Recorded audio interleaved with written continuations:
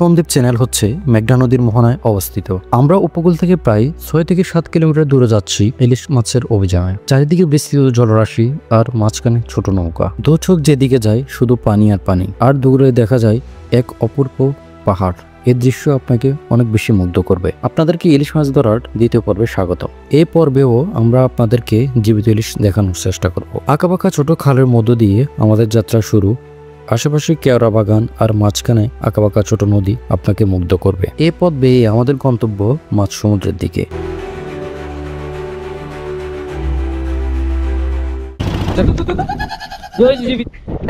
জীবন্ত ইলিশ দেখেন, এই যে লাফালাফি করতেছে। এই তো দেখেন দেখেন, এবার লাফালাফি করো না পানি। আসসালামু আলাইকুম ভিউয়ার্স, সবাই কেমন আছেন? আশা করি সবাই ভালো আছেন। আমি আলহামদুলিল্লাহ ভালো আছি। তো আজকে দ্বিতীয় দিনের মতো আমরা যাচ্ছি আবারও সেই ইলিশ মাছের অভিযানে। অর্থাৎ আমরা আগামী এর আগের দিনে গিয়েছিলাম, আজকেও যাবো ইনশাল্লাহ আবার। আর কালকে আপনাদেরকে ইলিশ মাছের যে প্রথম পর্ব সেটা দেখিয়েছি, আজকে দেখাবো দ্বিতীয় পর্ব। অর্থাৎ আজকে আমাদের টার্গেট থাকবে হচ্ছে জীবিত ইলিশ দেখার এবং আপনাদেরকে দেখানোর।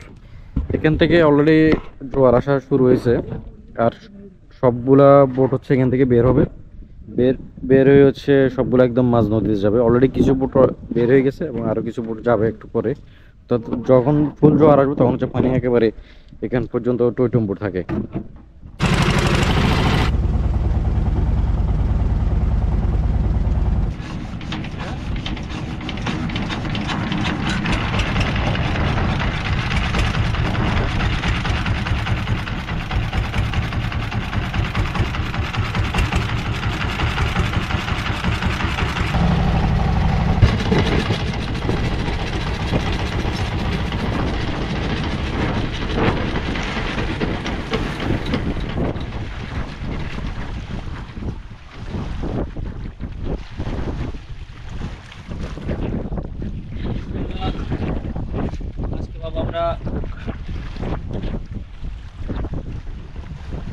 ভিউয়ার্স, কিছুদিনের মতো আমরা আবার ভূমধ্যসাগরে চলে আসলাম মিলন ভাইদের সাথে। দেখা যাক আজকে কি হয় আমাদের বাইকে। আর আজকে একটু ওয়েদার খারাপ, বৃষ্টি পড়তেছে, একটু বৃষ্টি পড়তেছে। তবু আমরা রিস্ক নিয়ে চলে আসলাম। সে একটা ওয়েদার, হালকা ওয়েদার।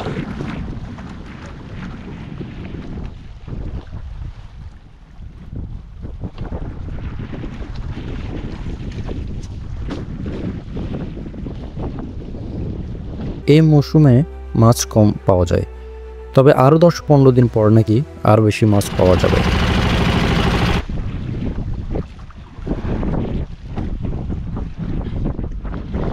এর আগে যে জালটি ঢুকছিলেন সেখানে মাত্র 2টা ইলিশ ধরা পড়ছে, আর এখন মাছ অনেক কমে গেছে বলে চলে। অর্থাৎ একেবারেই কমে গেছে মাছ, মাছ শূন্য বলা যায়। ও আপ্রাণ চেষ্টা যদি কিছু পাওয়া যায় আর কি।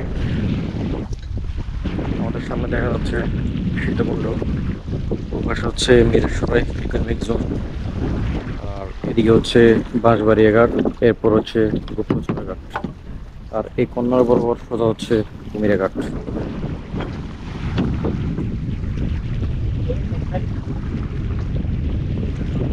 ছোটগুলো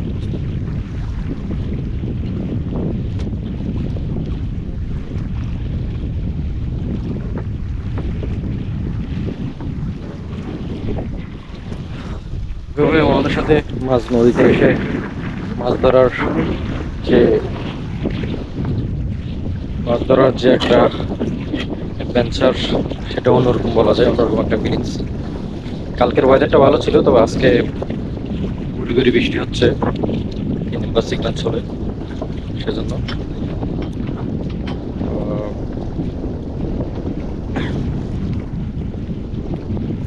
সেটা হলো একটা অ্যাডভেঞ্চার বলা যায়।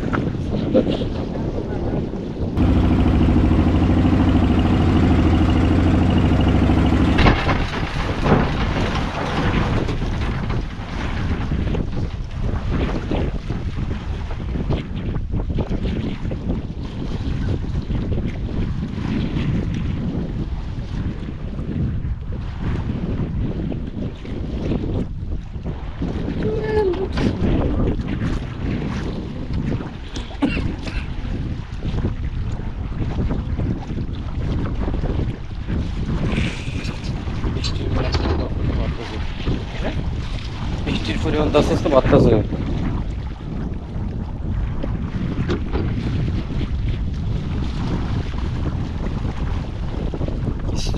স্রোত দেখছস পানির,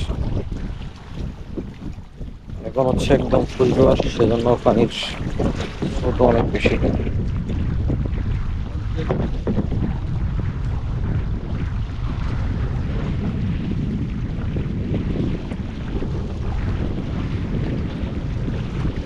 জাল তো সবগুলো তো ছিঁড়ে, মাছ থাকবে কেমনে? হ্যাঁ, পানির স্রোতের কারণে জালগুলো ছিঁড়ে যায়।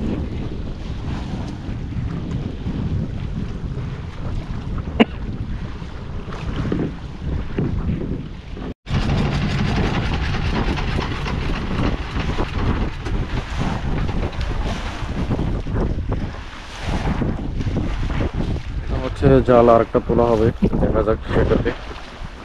এই মরশুমে মাছ নেই বললেও চলে, আরো 10-15 দিন পরে যে একটা মৌসুম আসবে, ওই মৌসুমে নাকি ভালো মাছ পাওয়া যাবে, কারণ মাছের পরিমাণ একেবারে কমে গেছে।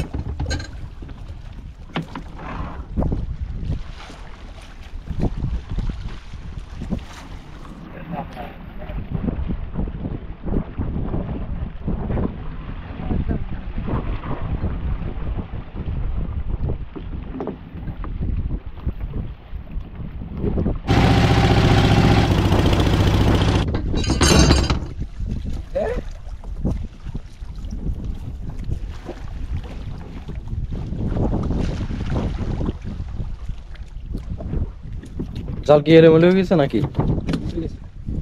আচ্ছা,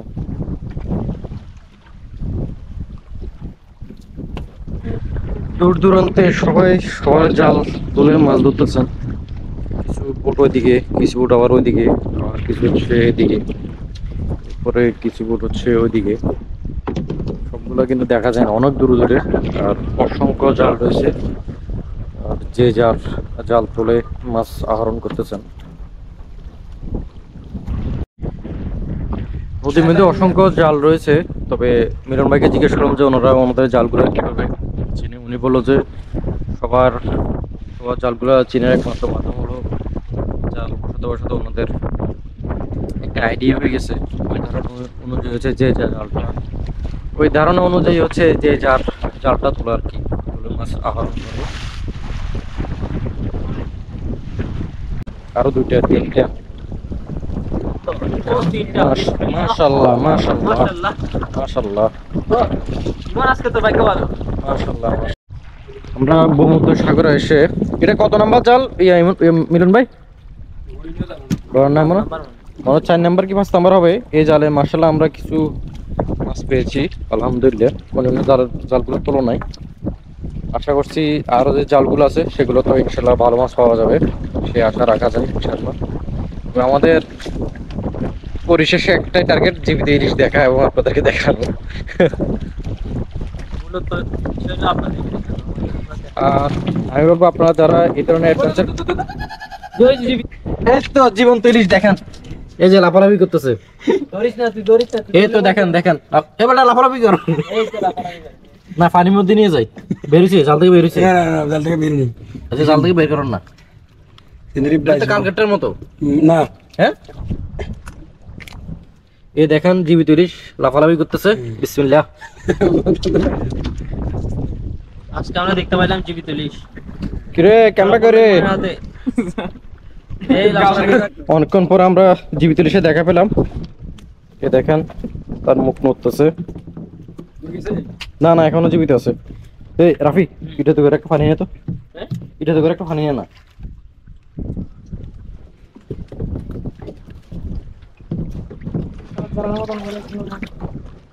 এ হলো জীবিত ইলিশ। ইলিশ মাছ বেশিক্ষণ বাঁচা না, যখন ডাঙায় উঠে আসে। হ্যাঁ, ময়লা পানি দেখা যাবে না। আচ্ছা দেখি না, টেস্টিং করে দেখি। এদিকে বাবু, এদিকে এসো, নড়াচড়া করো বাবু। কই ওটা নড়াচড়া করতেছে না? হ্যাঁ, না এখনো মুখ নড়তেছে।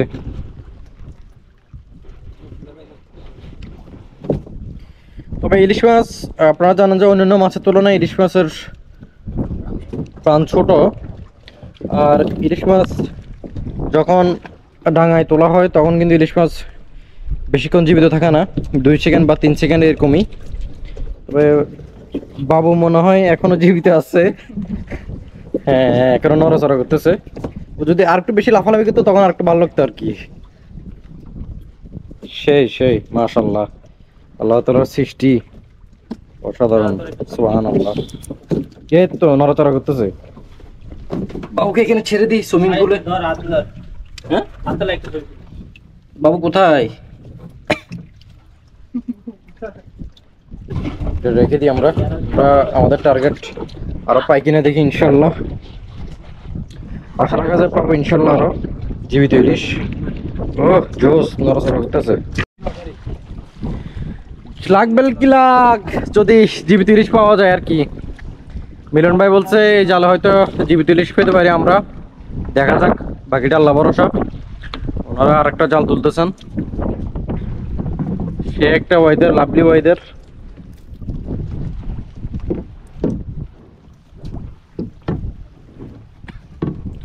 ওনারা কিন্তু অনেক কষ্ট করে এই নদীতে জাল দিয়ে মাছ আহরণ করেন, পরবর্তীতে সেগুলোর যে প্রকৃত মূল্য সেটা পান কিনা সন্দেহজনক। আমার মতো মনে হচ্ছে ওনারা ওনাদের প্রকৃত যে মূল্য সেটা ওনারা পান না, প্রাপ্য যে মূল্যটা আর কি।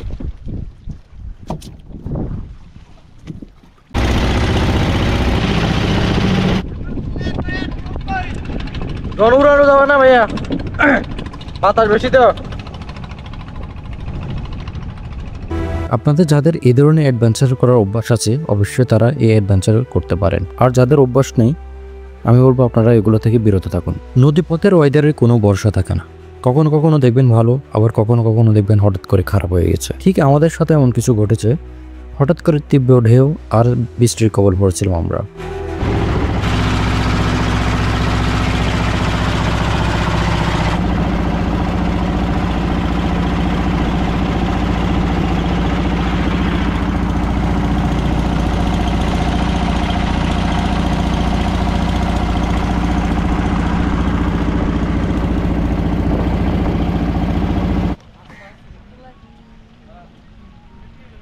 ভিউয়ার্স, অবশেষে আমরা বেরিয়ে চলে আসছি। আমরা মাছ ধরা শেষ, আমরা নদী থেকে চলে আসছি, সবাই চলে আসছে। আর আজকের প্রায় 2 ঘন্টা 1.5 ঘন্টার মতো জার্নি করে মাছ এগুলো পাওয়া গেছে। এখন সম্ভবত নাকি মাছ কম পাওয়া যায়, আরো কিছুদিন পর হচ্ছে আরো ভালো মাছ পাওয়া যাবে। তাই আমি বলবো আপনারা যারা এই ধরনের অ্যাডভেঞ্চার করতে চান অবশ্যই সতর্কতা অবলম্বন করে করবেন। তবে এভাবে ইলিশ মাছ ধরার অ্যাডভেঞ্চার সত্যি অসাধারণ, যা বলে বোঝানোর মতো না। যদি কখনো সম্ভব হয় এই ধরনের একটা অ্যাডভেঞ্চার করুন, আশা করি আপনাদের কাছে ভালো লাগবে। আজকের ভিডিও এই পর্যন্ত, আপনাদের সাথে দেখা হবে আবারও অন্য কোনো ভিডিওতে। ততক্ষণ আপনারা সবাই ভালো থাকবেন। সালামু আলাইকুম।